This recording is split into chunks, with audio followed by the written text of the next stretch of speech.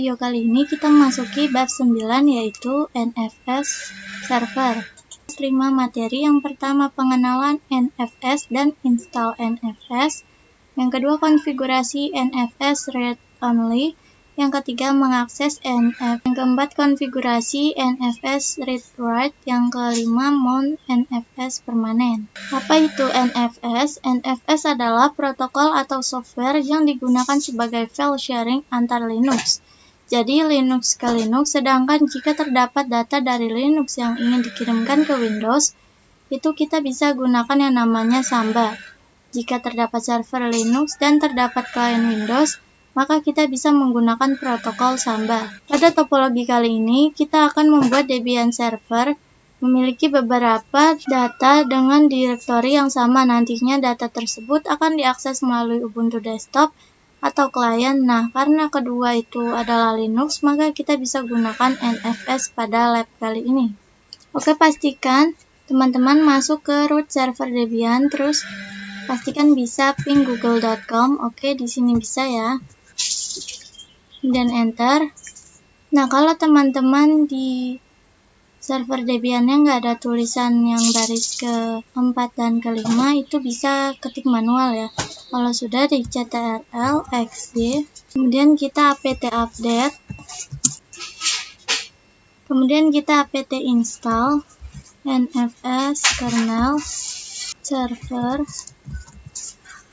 Oke, kita lanjut ke materi kedua yaitu konfigurasi NFS read only. Nah, jadi kali ini kita akan membuat sebuah direktori pada Debian server yang nantinya direktori ini akan diakses oleh Ubuntu client.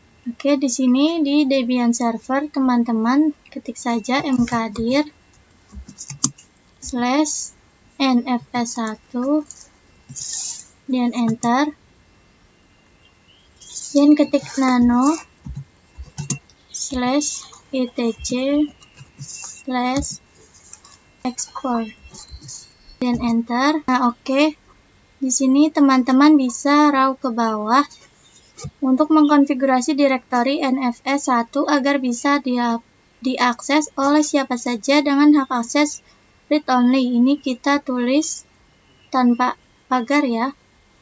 Tulis saja /nfs1. Kemudian tab 2 kali,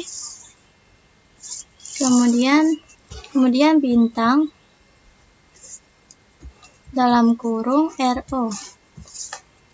Kemudian kita tutup kurung, kita Ctrl X. Kalau sudah, kita sistem restart, sistem ctl restart fs kernel min server. Ini kita hapus. Enter. Oke, berhasil ya. Oke, kita lanjut ke materi ketiga yaitu mengakses NFS dari Ubuntu client. Yang mana sekarang kita akan membuat Ubuntu client ini bisa mendapatkan akses atau menggunakan file yang sudah dikonfigurasi sebagai NFS pada Debian server. Oke, sini kita ke Debian servernya dulu.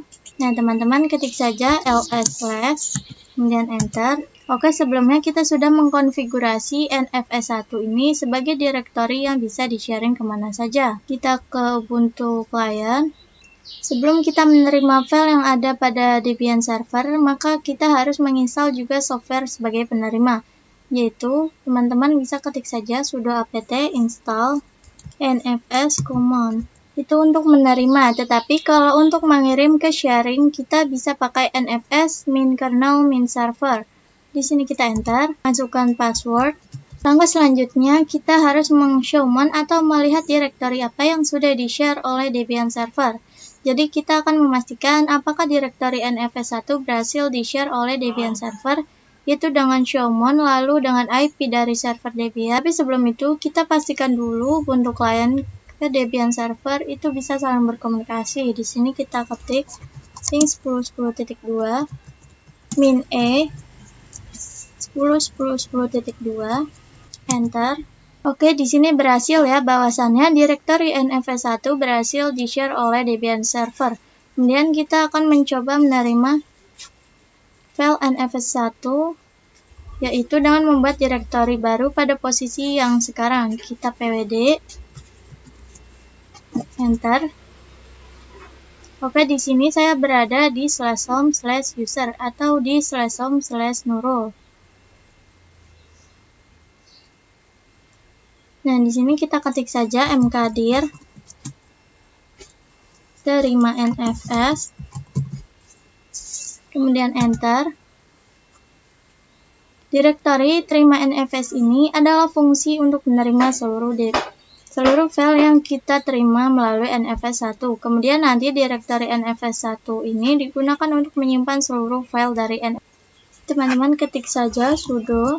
Nah, oke, di sini teman-teman bisa ketik saja sudo mon 10.10.10.2.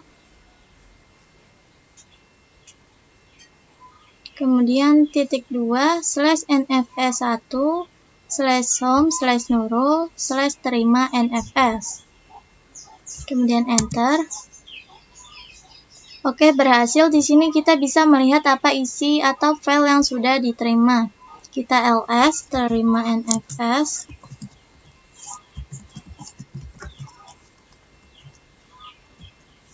Kemudian enter.